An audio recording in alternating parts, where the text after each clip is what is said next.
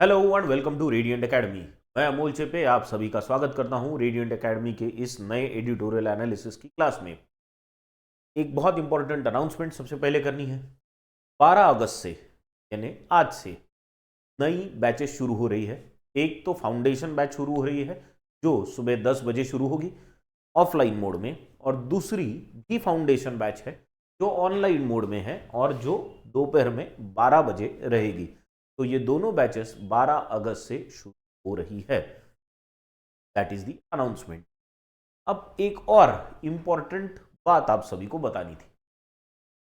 जो मेहनत से डर गया समझो भूखा पेट मर गया। ऐसा कभी नहीं हुआ है कि बहुत ज्यादा मेहनत करने से किसी को तकलीफ हुई है या कोई मर गया हो, पर जिसने मेहनत नहीं की उसको आगे जाके बहुत तकलीफ हुई। तो जो मेहनत से डरता है वो भूखा पेट मरता है। ये बात को याद रखना, ठीक है। चलो let us now start the class. सबसे पहले क्या करते हैं हम लोग, we learn 10 new different words, new words and different words that we have not yet seen. The first word that we have today is juxtapose. कौन सा word है हमारे पास आज पहला? जक्सटापोज। चलो जक्सटापोज को देखेंगे। जक्सटापोज, जक्सटापोज का सेंटेंस पहले देख लेते हैं क्या दिया है। The artist chose to juxtapose vibrant colours against dark background to create a dramatic effect. Artist ने क्या किया? जक्सटापोज किया, वाइब्रेंट कलर्स को यूज किया और डार्क बैकग्राउंड में यूज किया। तो दोनों चीजें उसने साइड बाय साइड रख दी। इससे क्या हुआ? एक ड्रामेटिक इफेक्ट बना।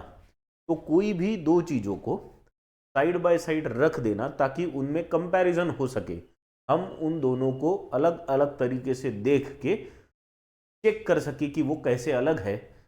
इसे कहते हैं जक्सटापोज करना। जक्सटापोज करना मतलब दो चीजों को रखना ताकि उनमें कॉन्ट्रास्ट देख सके या कंपैरिजन कर सके। समझ गए? तो जक्सटापोज का मतलब क्या होता है? To place different things side by side for comparison और कॉन्ट्रास्ट। मैं ऐसा भी जक्सटापोज करने के लिए मैं जक्सटापोज और दूसरा एक वर्ड यहां पे रख सकता हूं, अपोज। ठीक है, और हम क्या कर सकते हैं? जक्सटापोज और अपोज इन दो वर्ड्स को कंपेयर कर सकते हैं। तो क्या हो गया? That process will be called as juxtapose करना। समझ गए? चलो इसका सिनोनिम क्या होगा?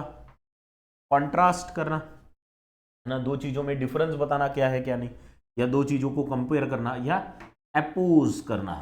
देखो अपोज करना, ये अपोज है, अपोज नहीं। एक वर्ड आपने सुना है वो होता है अपोज। अपोज मतलब अपोजिट वाला, है ना, विरुद्धार्थी जो होता है, that is oppose. This is oppose. Oppose का मतलब है दो चीजों को साइड बाय साइड रख के कंपेयर करना। जो मतलब जक्सटापोज का है वही मतलब अपोज का है, सेम मीनिंग। ठीक है।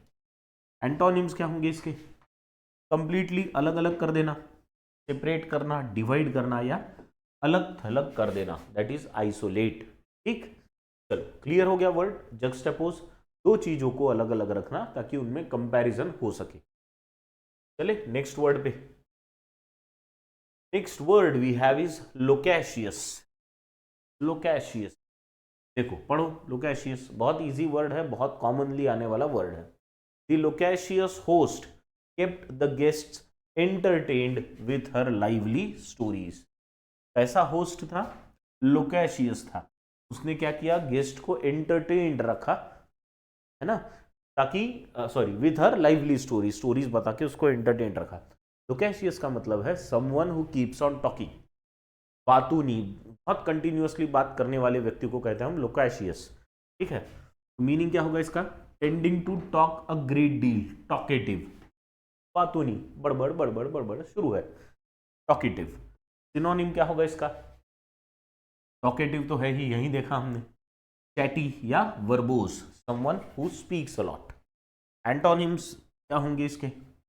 एक वर्ड जो हमने अभी 2 दिन पहले देखा था, टैसिटर्न। टैसिटर्न का मतलब person who uses very few words, और someone who speaks very little is taciturn. ठीक है। Reticent, again someone who doesn't speak much या क्वाइट। ठीक है, समझ गया? लोकेशियस, लोकेशियस का मतलब क्या होता है? बातू नहीं, बहुत बात करने। चलो next word we have is resilient.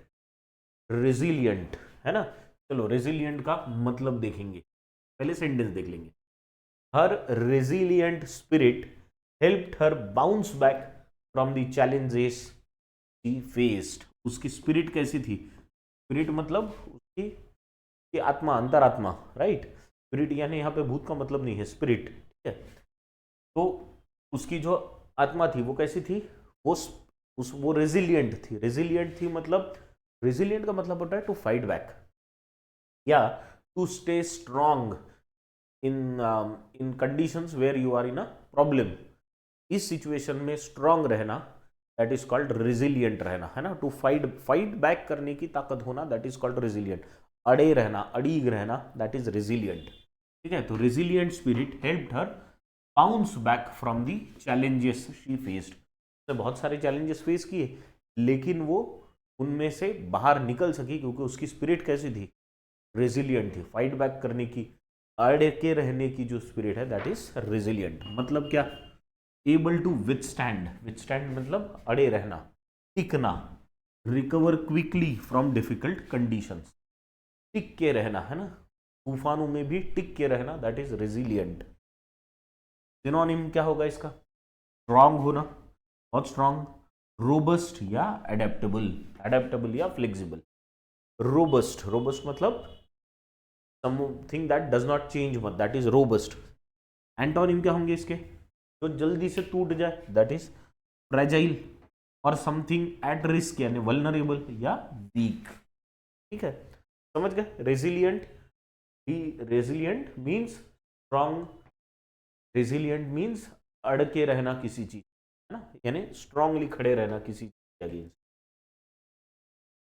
Vicarious, vicarious ये बहुत इंटरेस्टिंग वर्ड है। Vicarious, vicarious is basically a feeling which you get. चलो सेंटेंस पढ़ ले, बाद में मीनिंग बता।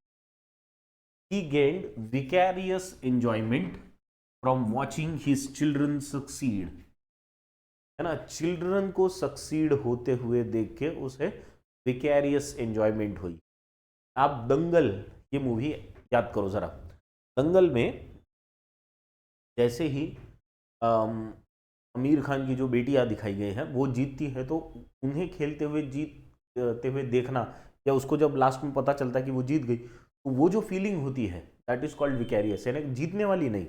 ये कौन सी फीलिंग है? ये वो फीलिंग है कि किसी और को कोई चीज करते हुए देखना और उससे आपको लगना कि वो आप कर रहे हो, या आप में वो खुशी होना, दैट इज कॉल्ड विकैरियस। कोई किसी और को कुछ चीज करते हुए देखना और वही फीलिंग आप में होना, दैट इज विकैरियस। समझ गए? तो विकैरियस का मतलब क्या होता है? Experienced in the imagination through the feelings और actions of another person. Actions और फीलिंग्स इसके ऑफ अनदर पर्सन, वो देख के आपको कुछ एक्सपीरियंस होना, दैट इज विकैरियस, ठीक है। वो जो फीलिंग होती है, दैट इज विकैरियस। समझ गए? किसी और की फीलिंग आप खुद महसूस करना विकैरियस हो। सिनोनिम क्या होगा इसका? Indirect, second hand, second hand यानी किसी और का लिया हुआ है ना, इसलिए। सरोगेट, सरोगेट, सरोगेट यानी किसी के बदले में कोई और चीज किस, यानी किसी ने करना है तो उस व्यक्ति की जगह और कोई व्यक्ति उसे कर रहा है, तो उसे कहेंगे हम सरोगेट, ठीक है। एंटोनिम्स, डायरेक्ट जिसका है वही, फर्स्ट हैंड या पर्सनल चीज हो। समझ गए?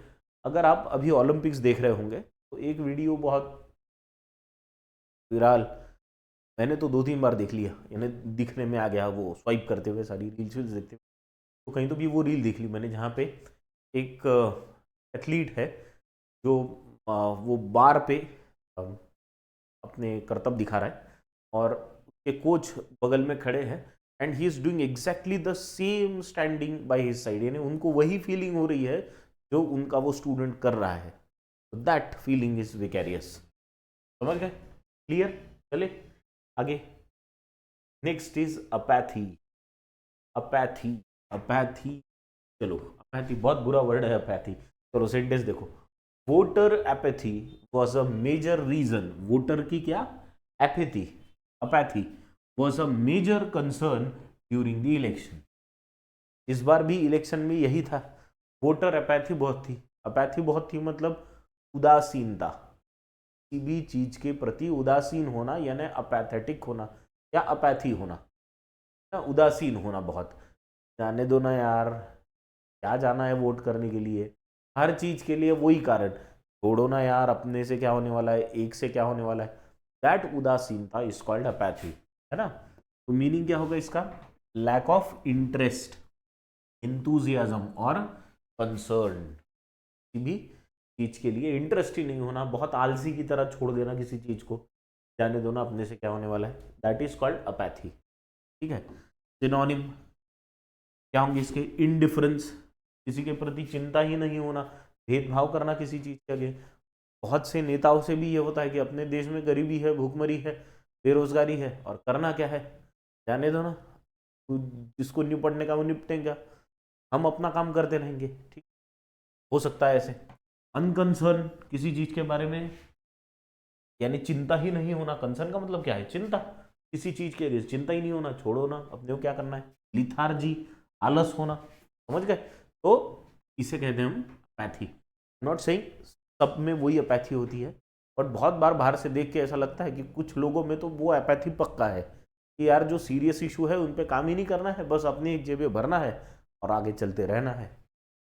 एंटोनिम, एंटोनिम क्या होगा, एंटोनिम होगा इसका किसी चीज में बहुत इंटरेस्ट लेना, यानी मेन चैलेंज ही वो पकड़ना कि नहीं, इन सारी चीजों को मुझे इस देश से बाहर करना है, ये जो बुराइयां है इनको मुझे देश से बाहर करना है, तो उसमें इंटरेस्ट लेना, that is antonym of apathy. मतलब इंटरेस्ट लेना, एंथुजियाज्म होना या पैशन होना, पैशनेटली काम, समझ गए।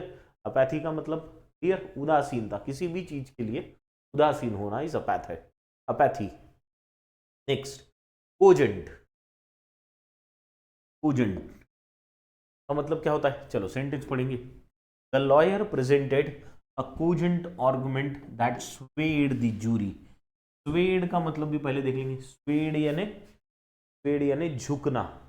तो जूरी एक अपना निर्णय बनाने के लिए एक और झुक गई, क्योंकि क्या हुआ, वो लॉयर ने कैसा आर्गुमेंट पेश किया, कोजेंट आर्गुमेंट पेश किया। कोजेंट मतलब something that is very clear, जो बहुत साफ हो, हर मुद्दे के अकॉर्डिंग हो ना, मुद्दे के मुताबिक हो, और कैसा हो, लॉजिकली बहुत क्लियर हो। तो लॉजिकली कोई चीज क्लियर होना इज कॉल्ड कोजेंट, समझ गए। तो कोजेंट का मतलब क्या होगा, ऑफ एन आर्गुमेंट और case, generally it is used with regard to argument और केस। क्लियर होना, लॉजिकल होना या कन्विंसिंग होना, है ना, क्योंकि जूरी को वो कन्विंस कर पाए, जूरी स्वे हो गई, उनकी तरफ झुक गई, उनके हिसाब से निर्णय दिया। सिनोनिम क्या होगा इसका, परसुएसिव, परसुएड करना। परसुएड करने का मतलब क्या होता है, किसी को मनाना, समझाना, कंपेल करना या कन्विंस करना। एंटोनिम क्या होगा इसका, वीक होना, अनकन्विंसिंग हो या ना, अनकन्विंसिंग होना या इनइफेक्टिव होना, समझ गए, क्लियर है। चले अगले वर्ड पे, कोजेंट समझ गया ना फिर, कोजेंट का मतलब बहुत लॉजिकली क्लियरली किसी चीज को बताना, cogent. Next is ineffable. Ineffable से पहले अगर आपको एफेबल पता होगा तो इनएफेबल बिकम्स इजी, ठीक है ना। एफेबल मतलब शब्दों में बयान करना, ऐसी चीज जिसे शब्दों में बयान ना किया जा सके, जो हो गई इनएफेबल, राइट। चलो सेंटेंस पढ़ेंगे, ध्यान में आ जाएगा आपको। The beauty of natural landscape was ineffable, leaving visitors speechless. अगर आपके पास बोलने के लिए शब्द खत्म हो जाएंगे तो आप कैसे हो जाएंगे, स्पीचलेस हो जाएंगे। मतलब कि कैसे हो आप, इनएफेबल हो गए हो। इनएफेबल का मतलब होता है आपके लिए बोलने के लिए शब्द ना होना। बहुत बार कहते ना, कोई चीज बहुत ही बढ़िया सी चीज दिखी थी, ऑसम, तो ऑ जिससे हो जाए दैट इज ऑसम, है ना, जिससे ऑ हो जाए दैट इज ऑसम। अब जब ऑ हो जाएंगे तो आप बोल पाएंगे क्या, नहीं, तो यू आर लेफ्ट स्पीचलेस। तो आप फिर क्या हो गए, फिर वो चीज कैसी हो गई, इनएफेबल हो गई, इसे शब्दों में बयान नहीं किया जा सकता, दैट इज इनएफेबल। मतलब क्या, टू ग्रेट और एक्सट्रीम टू बी एक्सप्रेस्ड और डिस्क्राइब्ड इन वर्ड्स, शब्दों में बयान ना किया जा सकने को इनएफेबल कहेंगे। सिनोनिम क्या होगा? इनडिस्क्राइबेबल, जिसको डिस्क्राइब नहीं किया जा सकता, जिसको एक्सप्रेस नहीं किया जा सकता, या जिसके बारे में बात नहीं की, इस अनस्पीकेबल। और एंटोनिम, जिसके बारे में बोलते रहो, डिस्क्राइबेबल, एक्सप्रेसिबल या डिफाइनेबल। समझ गए? तो कोई भी ऐसी चीज जिसके बारे में आप के पास शब्द खत्म हो जाए, आप बोल सकते हैं बहुत बार इतना अच्छा लगा कोई चीज क्योंकि मेरे शब्द खत्म हो गए, तो वो चीज हो गई इनएफेबल। समझ गए? चलो let us move on to the next word. The next word we have is convivial. Next word कौन सा है हमारे पास? कॉन्वाइवल। ठीक है, देखो सेंटेंस पढ़ेंगे। The convivial atmosphere of the party made everyone feel welcome. Convivial क्या था? Convivial atmosphere of the party made everyone welcome. सबको वो जो पार्टी का एटमॉस्फेयर था एकदम कन्वाइवल लगा। कन्वाइवल का मतलब होता है बहुत कंफर्टेबल लगना, फ्रेंडली लग रहा, जिसमें ऐसा वातावरण जिसमें आप बहुत कंफर्टेबल, फ्रेंडली, खुश महसूस करो, दैट इज कन्वाइवल। कन्वाइवल का मतलब क्या है? देखो, फ्रेंडली एटमॉस्फेयर, लाइवली या एंजॉयबल, खुशनुमा जिसे कहेंगे हम, खुशनुमा एटमॉस्फेयर इज कॉल्ड कन्वाइवल। सिनोनिम क्या होगा इसका? सोशिएबल, है ना, बहुत सारे लोग हैं उसमें आपको अच्छा लग रहा है। जीनायल या जेनियल या cheerful atmosphere. Antonyms, unsociable, gloomy, gloomy का मतलब उदास वातावरण, अपैथी भरा वातावरण। होस्टाइल, यानी जहां पे एंगर, एग्रेशन बहुत सारा है, दैट इज होस्टाइल। आक्रामकता जहां ज्यादा है, दैट इज होस्टाइल। पर ऐसा वातावरण नहीं रहना मतलब कन्वाइवल एनवायरमेंट। Friendly, right. चलो let us move on to the next word. Next word we have is magnanimous. मस्त वर्ड है ये, बहुत रेगुलरली आने वाला वर्ड है। मैग्नानिमस पर्सनैलिटी बोलते हैं। मैग्नानिमस पर्सनैलिटी मतलब क्या? Her magnanimous gesture, gesture magnanimous. Gesture मतलब कोई भी एक्शन जो उसने की है वो gesture. Of forgiving her opponent won her wide spread admiration. उसने जो ये करके बताया, क्या करके बताया? अपने अपोनेंट को उसने माफ कर दिया। ये जो उसका बिहेवियर था, ये जो जेस्चर था, ये जो उसकी एक्शन थी, वो मैग्नानिमस थी। मतलब बहुत दिलदार व्यक्ति होना, अपोनेंट को माफ कर दो, जेनरस होना, जो देना है दे दो। हम हमारी जनरली बोलते हैं ना किसी की, वो बहुत यार रॉयल आदमी है। रॉयल आदमी है मतलब क्या? मैग्नानिमस है बंदा, मतलब वो अपने अपोनेंट को माफ कर सकता है, उसको वो खुद ही इतना बड़ा है कि वो इन छोटी छोटी चीजों में नहीं पड़ता। मैग्नानिमस, है ना। मैग्नानिमस मतलब क्या होगा? जनरस और फॉरगिविंग, माफ करने वाला या दान धर्म दयालु व्यक्ति, स्पेशली टूवर्ड्स राइवल और लेस पावरफुल पर्सन। सिनोनिम क्या होंगे इसमें? जेनरस होना, दयावान, दानवीर, नोबल होना या चैरिटेबल, दोनों, तीनों भी वर्ड्स। एंटोनिम क्या होगा इसका? कोई व्यक्ति जो सेल्फिश हो, सिर्फ अपने बारे में सोचे, या पेटी, छोटी छोटी चीजों में ध्यान डाले।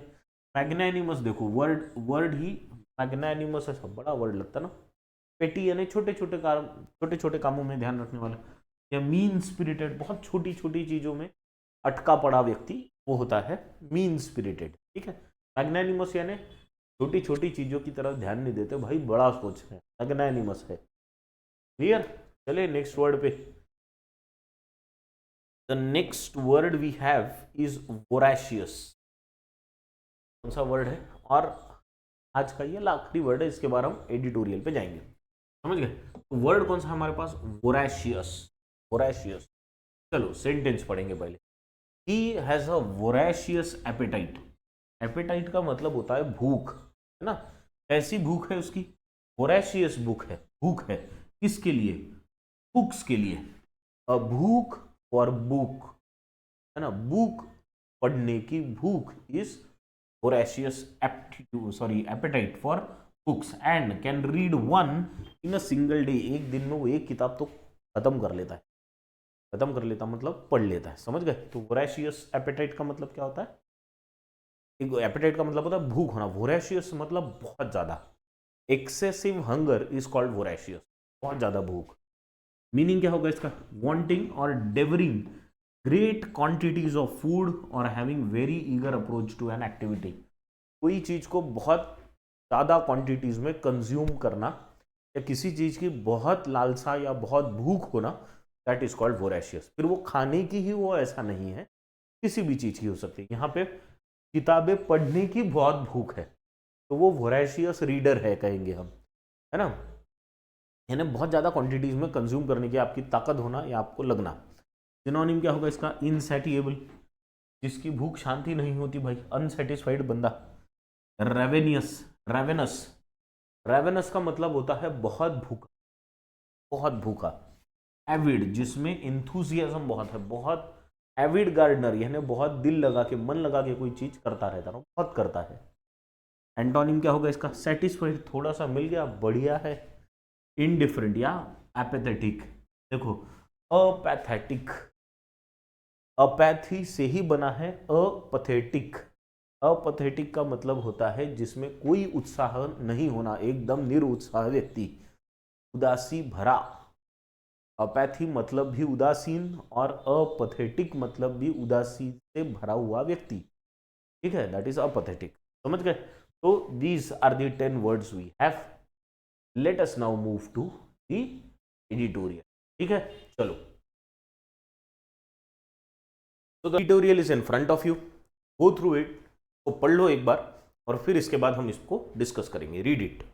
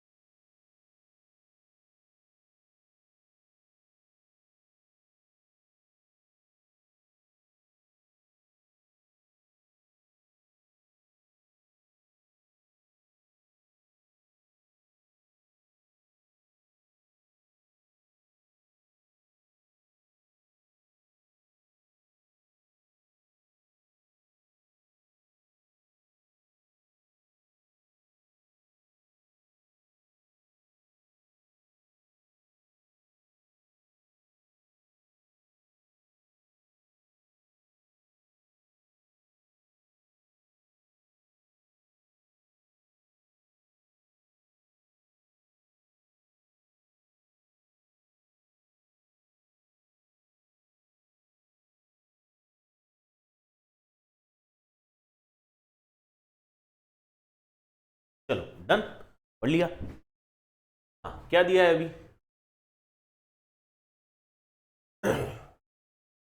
देखो, सबसे पहले तो नाम देख लेते हैं, क्या है? परफंक्ट्री पेनेशिया। हमने पेनेशिया कुछ ही दिन पहले ये वर्ड देखा है, आई थिंक परसों ही देखा था हमने।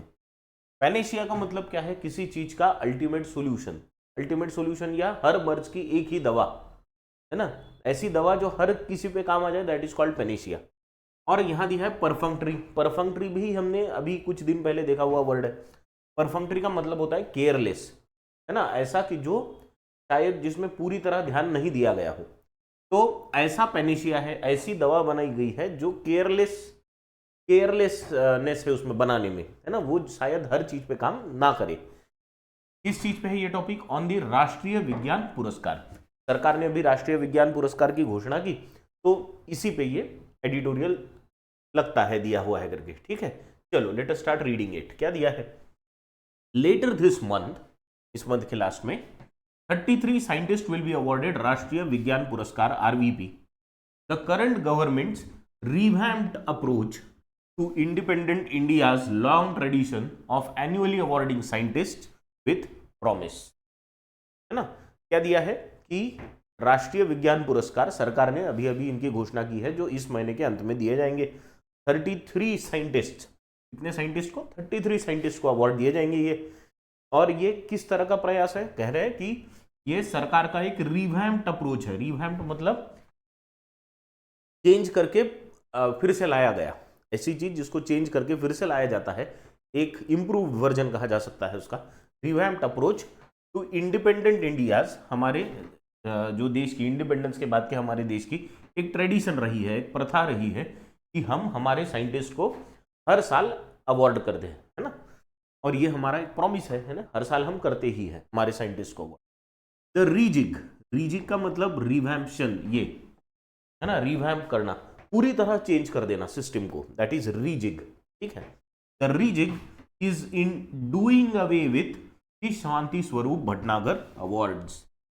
क्या कहा है इसमें, ये जो रीजिग है यानी ये जो चेंज किया गया है उसमें क्या किया गया है, is in doing away with, doing away मतलब किसी चीज से दूरी बनाना या किसी चीज को बंद करना। तो यहां पे किस चीज को बंद किया या दूर किया गया, किसको, द शांति स्वरूप भटनागर अवार्ड्स। पहले शांति स्वरूप भटनागर अवार्ड्स दिए जाते थे, अब वो नहीं दिए जाएंगे, ऐसा यहां पे एडिटोरियल में ऑथर ने कहा है। Once awarded to scientist under 45 के नीचे के साइंटिस्ट को दिए जाते थे by the council of scientific and industrial research, CSIR, है ना। CSIR ये 45 से नीचे के जो एज ग्रुप में साइंटिस्ट है उनको शांति स्वरूप भटनागर अवार्ड्स देती थी, अब वो नहीं दिए जाएंगे, या डूइंग अवे भी यानी सरकार ने उनसे अभी दूरी बना ली है। It comprised a certificate, a cash prize and some additional monetary benefits. The RVP यानी कौन से, अभी Rashtriya Vigyan Puraskar, replaces it with a medal and a certificate. पहले क्या होता था, क्या डिफरेंस बताया दोनों में, पहले एक सर्टिफिकेट होता था, कैश प्राइज होती थी और कुछ मॉनिटरी बेनिफिट्स होते थे, कुछ पैसे मिलते थे।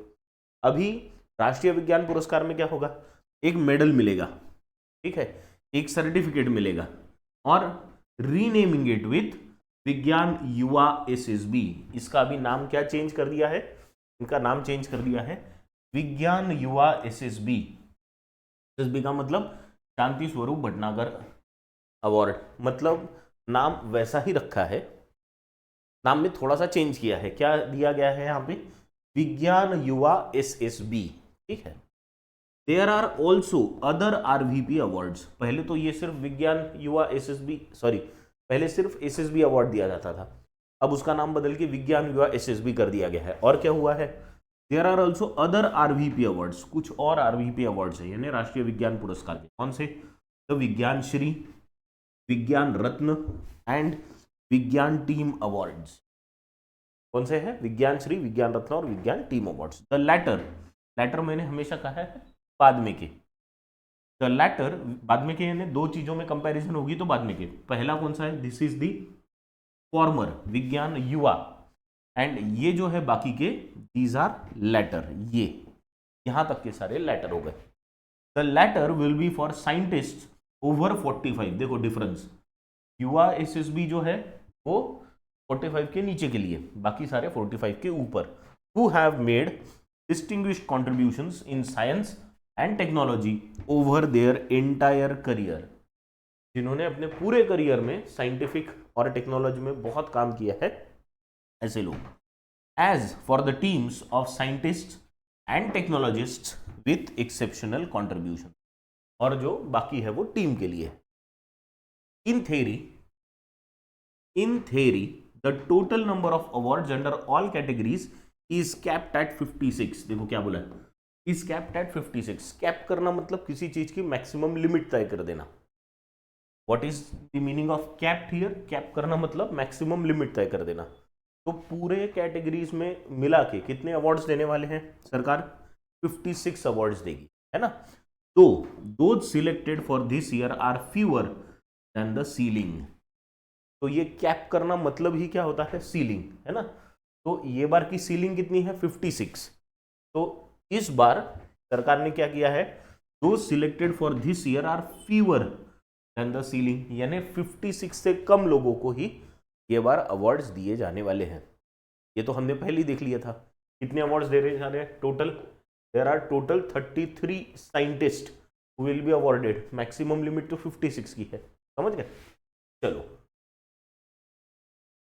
अब go through the second passage quickly, चलो ये पढ़ लो फिर इसको डिस्कस करेंगे।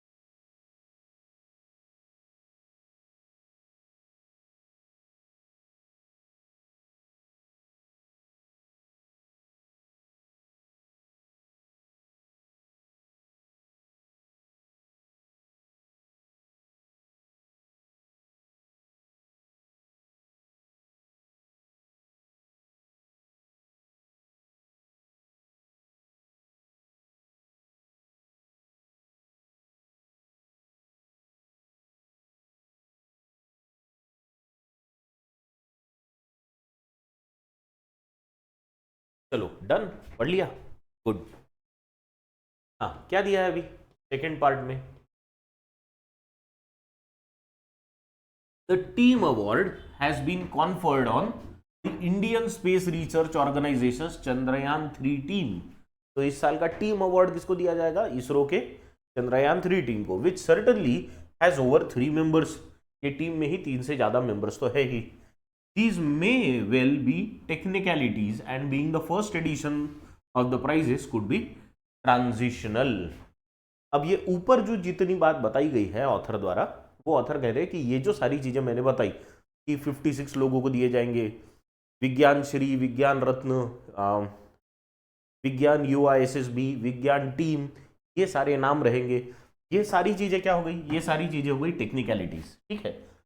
And being the first edition, क्योंकि ये राष्ट्रीय विज्ञान पुरस्कार का पहला ही एडिशन है, पहली बार दिए जा रहे हैं, तो this could be transitional. Transitional मतलब इसमें अब चेंज होंगे। ट्रांस का मतलब ही हमने देखा है हमेशा, जहां पे भी ट्रांस आएगा वहां पे चेंज होने की बात होगी। तो ये इसमें चेंज हो रहा है अभी, है ना, एक जनरेशनल चेंज हो रहा है। अभी तक जो सिस्टम चलती आ रही थी उससे अभी ये बदल रहा है, चेंज हो रहा है। The list of awardees spans a wide range of fields from astrophysics to agriculture, and this is not unique to RVP। जितने भी अवॉर्डीज इसमें हैं वो अलग अलग क्षेत्रों से आते हैं।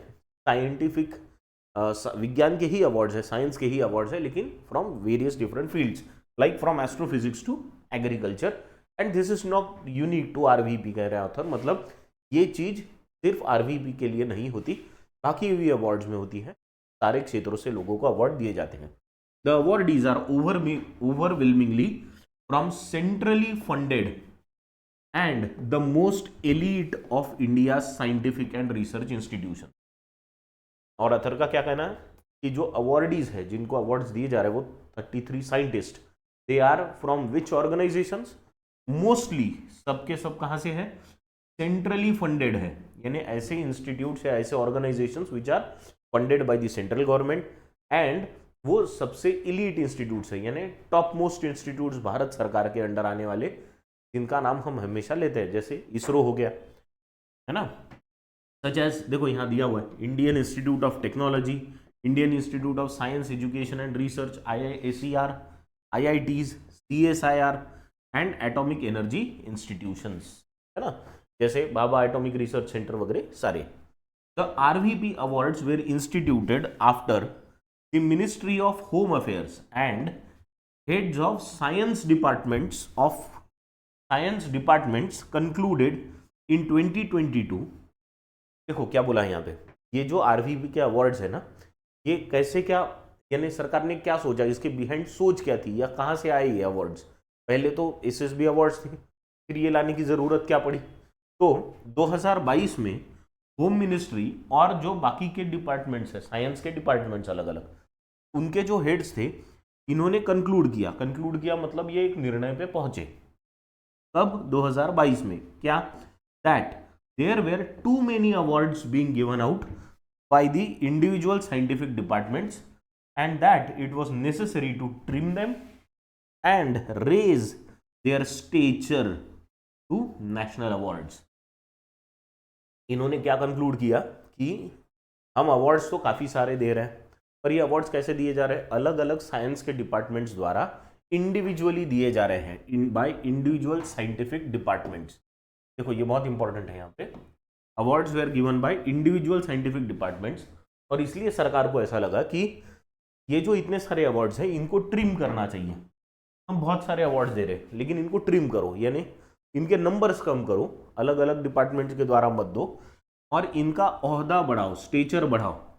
अब यहाँ पे स्टेचर को सिंगल कोट में ऑथर ने डाला है, तो ऑथर इसको कह रहा है सार्कास्टिकली, अच्छा अब इनका ओहदा बढ़ाने की बात कर रहे थे, जैसे कि पहले ओहदा नहीं था। This is how the author wants to tell us कि अब इनका ओहदा बढ़ाने की कोशिश कर रहे हैं, राइट। ओहदा बढ़ेगा, इनका स्टेचर बढ़ेगा, है ना, सम्मान बढ़ेगा, बहुत सम्मान बढ़ाने की बात कर रहे हैं। This is what the author wants to tell us. अब इनको एक नेशनल अवार्ड्स की तरह दिया जाएगा। पहले अलग अलग साइंस के डिपार्टमेंट देते थे, अब पूरा देश मिलके एक अवार्ड देगा। while distinguished scientists have always received the Padma awards, जो जो बहुत बेहतरीन काम करने वाले जो हमारे साइंटिस्ट हैं उनको हम पद्मा अवार्ड से सम्मानित करते ही थे, just as those in other fields the original schema, schema का मतलब होता है प्लान ना, स्कीम कोई चीज की स्कीम बनाना या plan banana. The original schema for scientist specific award was to encourage them to stick to research। का ओरिजिनल प्लान क्या था? ओरिजिनल प्लान ये था कि जब हम साइंटिस्ट स्पेसिफिक अवार्ड्स देंगे, यानी अलग अलग डिपार्टमेंट्स होते हैं ना, तो उनके पीछे कारण क्या होता है कि जब हम साइंटिस्ट को स्पेशली साइंटिस्ट स्पेसिफिक अवार्ड देंगे तो वो अपने ही काम को चिपके रहेंगे, they will stick to research, यानी वो रिसर्च में और जी जान लगा देंगे। whose outcomes are not always immediately tangible and whose impact is not immediately assessed।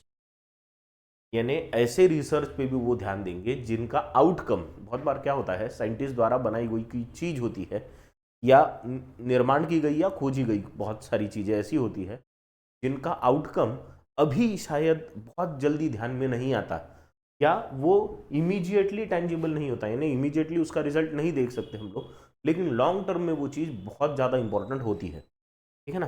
तो ऐसी चीज़ों को भी जिनको इमीडिएटली असेस नहीं किया जा सकता उनको भी सम्मानित करने की ज़रूरत है, समझ गए। तो इनके लिए वो उन्होंने रिसर्च को टिक करने की ज़रूरत है।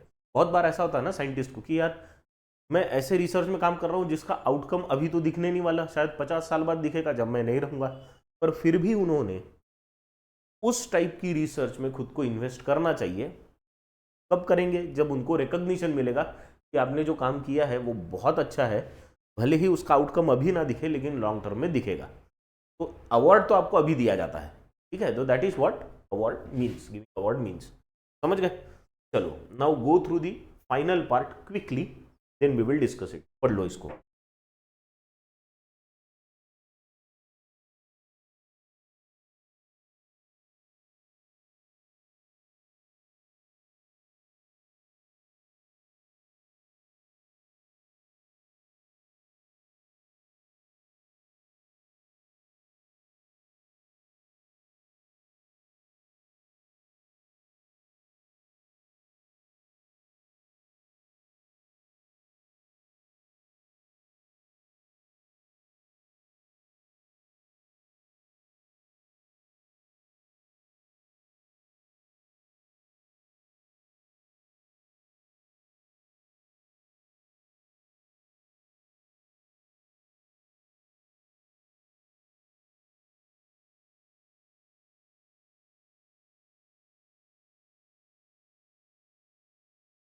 ठीक है, डन। चलो गुड। 5-6 लाइन है, कितना समय लगता है पढ़ने के लिए? हाँ चलो, क्या है?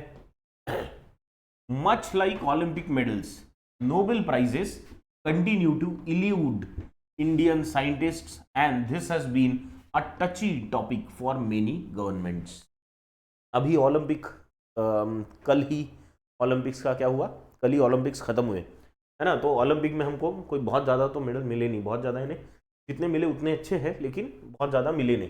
तो जैसे हमको ओलंपिक मेडल्स, यानी ओलंपिक मेडल्स जैसे हमको एल्यूड करते हैं, एल्यूड करना मतलब हमसे दूर रहना, भाई मेडल ही हमसे दूर रहते हैं। इतने प्लेयर्स हैं इंडिया के, इतने एथलीट्स हैं जो चौथे नंबर पे आए, है ना, तो मेडल मिलने से हम चूक गए। तो Nobel prizes continue to elude Indian scientist, वैसे ही नोबेल प्राइजेस भी इंडियन साइंटिस्ट को नहीं मिलते, वो भी हमसे दूरी बनाए रखे हैं। And this has been a touchy topic for many governments, बहुत सारी सरकारों के लिए बहुत इंपॉर्टेंट टॉपिक रहा है। टची, हर्ट करने वाला। टची का मतलब यहाँ क्या? हर्ट करने वाला, कि यार हमारे साइंटिस्ट भी तो इतना बेहतरीन काम कर रहे हैं, उनको नोबेल प्राइज क्यों नहीं मिल रहा? फिर शायद उस लेवल तक नहीं जा पा रहे हैं, है ना। The national awards are not a substitute or catalyst for the Nobels. तो ऑथर यहाँ कह रहा है कि ये जो नेशनल अवार्ड्स हम बना रहे हैं, राष्ट्रीय विज्ञान पुरस्कार, ये अभी नेशनल अवार्ड्स हो गए, राइट। तो ये कोई सब्सटीट्यूट नहीं है, कि हम ऐसा नहीं कर रहे कि नोबेल की जगह नेशनल अवार्ड्स ले लो तो उसका भी ओहदा उतना ही हो जाएगा, या ये कोई कैटलिस्ट है कि अगर ये दे दिया तो शायद इससे तुमको नोबेल मिलने का, नोबेल के लिए तुम प्रयास ज़्यादा करोगे। The government should not assume that scientist only crave honour. हम ऑथर यहां कह रहे हैं कि सरकार को ये नहीं समझना चाहिए कि जो साइंटिस्ट है उन्हें रिकॉग्निशन या ऑनर चाहिए। दे क्रेव फॉर ऑनर का मतलब क्या होता है? दे क्रेव ऑनर मतलब वो ऑनर की आकांक्षा करते हैं कि ऑनर मिले, रिकॉग्निशन मिले, इसके लिए काम नहीं करते वो। एंड रिकॉग्निशन है ना, क्रेव ऑनर एंड रिकॉग्निशन, इसके लिए काम नहीं करते। Too many scientists in India labour with minimal funds. हमारे यहाँ बहुत सारे साइंटिस्ट ऐसे हैं जो मेहनत तो कर रहे हैं बट विथ मिनिमल फंड्स, है ना, फंडिंग बहुत कम है। स्टैंडर्ड इक्विपमेंट, सॉरी सब स्टैंडर्ड इक्विपमेंट, है ना, मेहनत बहुत कर रहे हैं, बहुत मेहनत कर रहे हैं, लेकिन फंडिंग कम है। इक्विपमेंट सब स्टैंडर्ड है। And a discouraging milieu. Discouraging milieu, milieu का मतलब होता है आपके आजू बाजू का वातावरण, इन्वायरमेंट, सोशल स्ट्रक्चर, है ना, सामाजिक वातावरण जो हमारे अगल बगल का होता है। हमारे यहाँ लोग साइंटिफिक रिसर्च को बहुत ज़्यादा वैल्यू नहीं करते, है ना।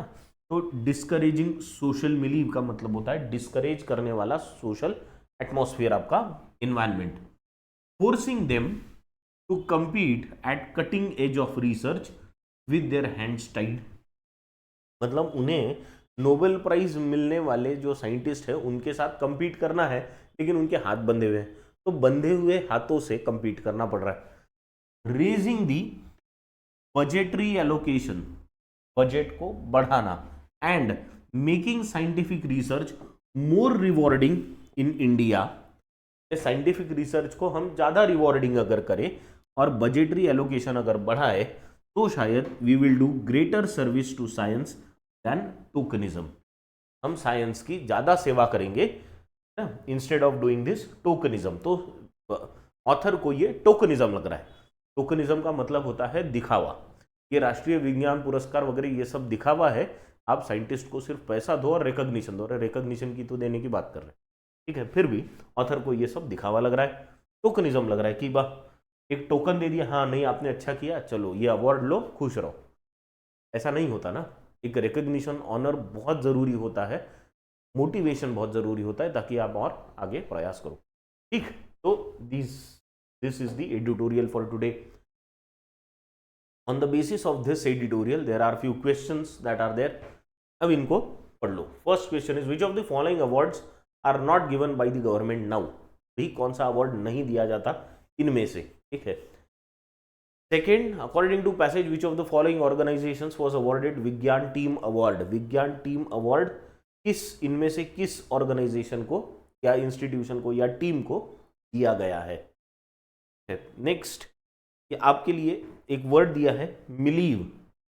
मिलीव का आपको नियरली सेम मीनिंग वाला वर्ड ढूंढना है, ठीक है। These are the three questions. Next, last two questions आपके लिए है which of the following options has same meaning to the phrase. Phrase दी है यहाँ पे हैंड्स टाइड। अब हैंड्स टाइड का मतलब क्या होता है आपको यहाँ पे बताना है। इस सेंटेंस में उस फ्रेज का मतलब क्या है। And what was the age limit for SSB award. SSB award के लिए पहले जो एसएसबी अवार्ड दिए जाते थे उनके लिए एज लिमिट क्या है। So these are the 5 questions and I expect all of you to give your answers in comment box. आप कमेंट बॉक्स में आंसर दीजिए और डेली ये एडिटोरियल क्लास करते रहिए, ठीक है। तो let us stop here with this. Thank you very much.